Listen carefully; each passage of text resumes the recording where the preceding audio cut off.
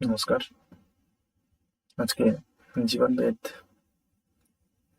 বইটির তৃতীয় অংশ, অস্তেয়। আগে পর্বে আমরা পড়েছিলাম সত্য। সত্যের সর্বদা ছিল অপরের হিতের উদ্দেশ্যে মন ও বাক্যের যে যথার্থ ভাব, তাই সত্য। আজকে আমরা জানবো অস্তেয়। প্রথমে বলা রয়েছে, অস্তেয়তে প্রতিষ্ঠিত হওয়ার পক্ষে সবচেয়ে ভালো ব্যবস্থা হচ্ছে স্বগত অভিভাবক, অটো সাজেশন। শ্রী শ্রী রামমূর্তি।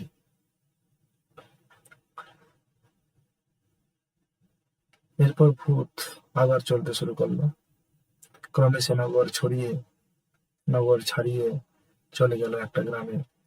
সেখানে সে দেখলো একটা মন্দির, অনেক লোকজন। তখন সন্ধ্যা নেমে গেছে।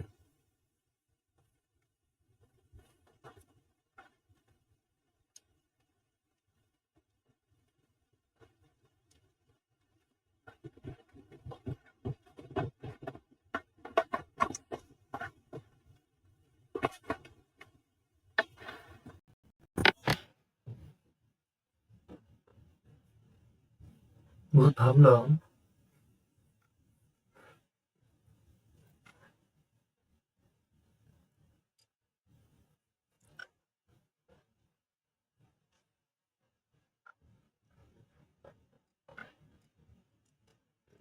ভাবলো, এটা তো একটা মন্দির, অনেক লোক এখানে দেবতাকে পুজো করতে আসে। দেখা যাক তাদের মধ্যে কেউ আছে কিনা যে যম নিয়মে প্রতিষ্ঠিত। ভূত মন্দির চত্বরে একটা গাছের ডালে বসে অপেক্ষা করতে লাগলো। তখন রাত অনেকটা হয়ে গেছে, লোকজন অনেক কমে গেছে। মন্দিরের পূজারী আর কিছু ভক্ত লোক তখনও সেখানে রয়েছেন। এমন সময় এক সন্ন্যাসী সেখানে এলেন। সন্ন্যাসীকে দেখেই পূজারী ও আর সকলে তাকে প্রণাম করলেন। সন্ন্যাসী তাদের আশীর্বাদ করে বললেন, শুভমস্তু। ভূত দেখল নবাগত সন্ন্যাসীর চেহারা খুব সুন্দর, দীর্ঘ দেহ, ফর্সা রং, মাথায় জটা, হাতে একটা কমণ্ডলু, কাঁধে একটা ব্যাগ, মুখটা প্রসন্নতায় ভরা। ভূত সঙ্গে সঙ্গে গাছের ডাল থেকে নেমে এসে মানুষের রূপ ধারণ করে সেখানে উপস্থিত হলো।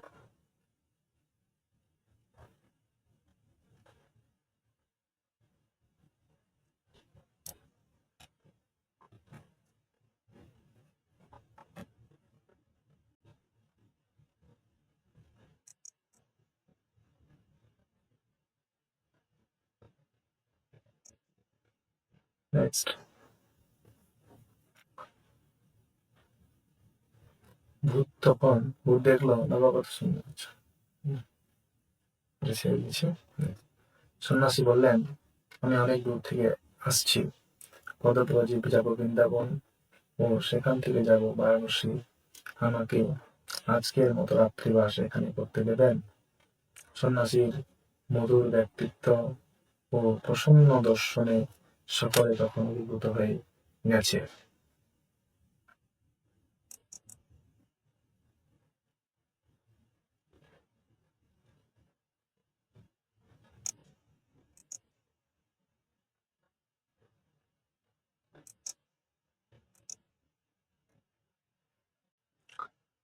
তারা সমস্বরে বলল, নিশ্চয়ই নিশ্চয়ই, আপনি মন্দিরের ভিতরে আসন পাতুন আর স্নান সেরে বিশ্রাম করুন। রাতে আমাদের একজন আপনাকে খাবার দিয়ে যাবে। মন্দির প্রাঙ্গণে কুয়ো আছে, দড়ি বালতি আছে, কোনো অসুবিধা হবে না।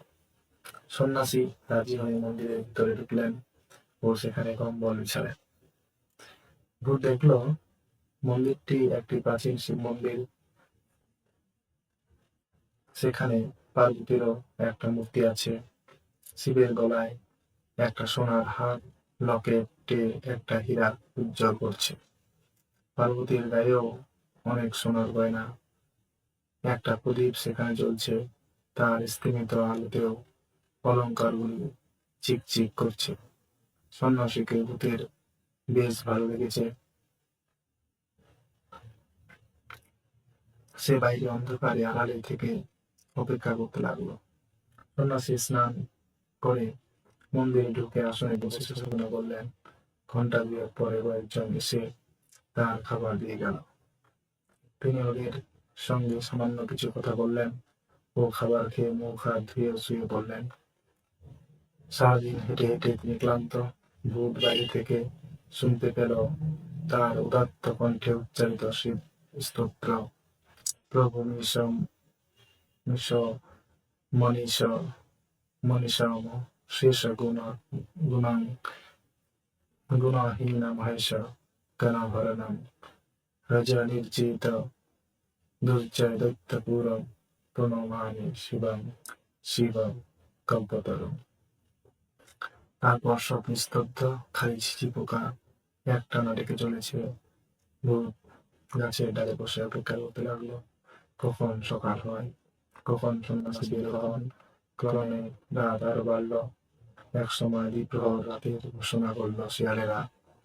আরো রাত গড়িয়ে গেল। ভূত অপেক্ষা করতে লাগলো। এমন সময় হঠাৎ মন্দিরের দরজা খুলে গেল। ত্রস্ত পায়ে সন্ন্যাসী বেরিয়ে এলেন।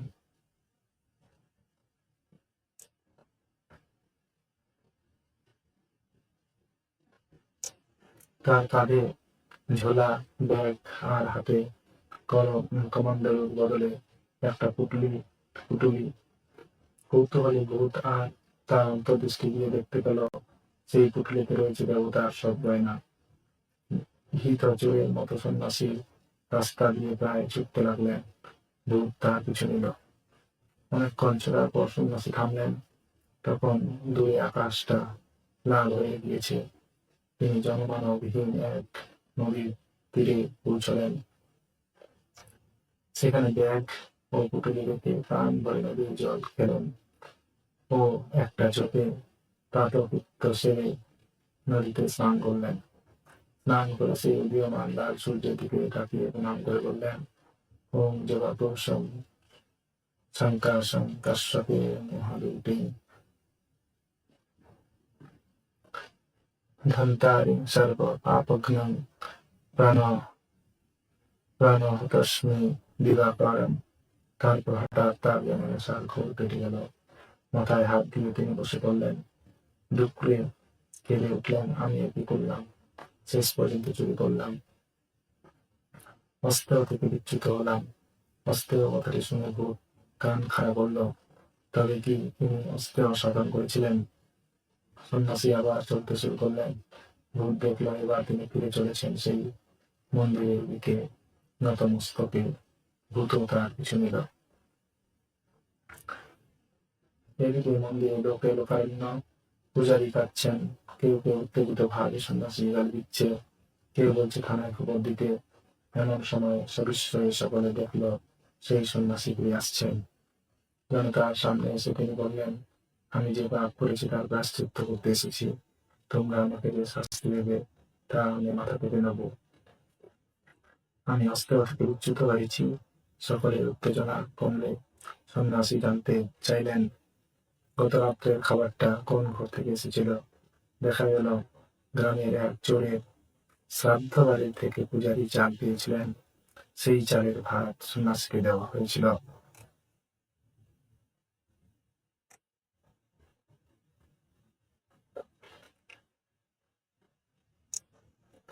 সন্ন্যাসী বললেন, এবার বুঝলাম কেন আমার এমন দুর্মতি হয়েছিল। ভবিষ্যতে খাদ্য গ্রহণেও আমাকে আরো সতর্ক হতে হবে। এবার সন্ন্যাসী সকলের কাছে বিদায় নিয়ে ফিরে চললেন। বিস্মিত ভূত আর তার পিছু পিছু চলল। অনেকক্ষণ চলার পর সন্ন্যাসী একটা গাছের তলায় বসলেন। তখন দুপুর হয়ে গেছে। ভূত মানুষের দেহ ধারণ করে তার কাছে এসে বসল। কিছুক্ষণ পরে বলল, প্রণাম সন্ন্যাসী বাবা, সেই মন্দির থেকে আপনার পিছু পিছু আমি আসছি। আচ্ছা, আপনি যে গয়নার গাটি চুরি করলেন সেটার চিন্তা কি আপনার মনে প্রথমে আসেনি? সন্ন্যাসী বললেন, হ্যাঁ, সে তো আসবেই। প্রথমে চিন্তা, তারপর সেই অনুযায়ী কর্ম হয়। কিন্তু আমার একটা মস্ত ভুল হয়েছিল। আমি সেই চিন্তার বিরুদ্ধে লড়ছিলাম, কিন্তু প্রলোভনের স্থান থেকে আমার সরে যাওয়া উচিত ছিল। আমি মোহবশত সেটা করিনি। এখন আমাকে গুরুর আশ্রমে ফিরে যেতে হবে ও আমাকে এই পাপের প্রায়শ্চিত্ত করতে হবে।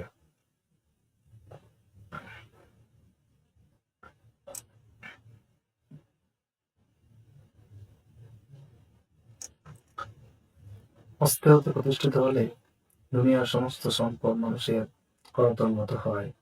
আমার মনের কোণে এই সিদ্ধি পাওয়ার বাসনাও ছিল। এখন বুঝছি এটাও অপরাধ। ভূত বলল, আমাকে কি আপনার সঙ্গে নেবেন? আপনার গুরুর আশ্রম দেখতে আমার খুব ইচ্ছে হচ্ছে। সন্ন্যাসী বললেন, বেশ, চলো। আবার সন্ন্যাসী চলতে শুরু করলেন। ভূত পিছু পিছু পিছে পিছে চলল। তাহলে তার সারো কথা, গল্প থেকে আমরা কি বুঝতে পারলাম?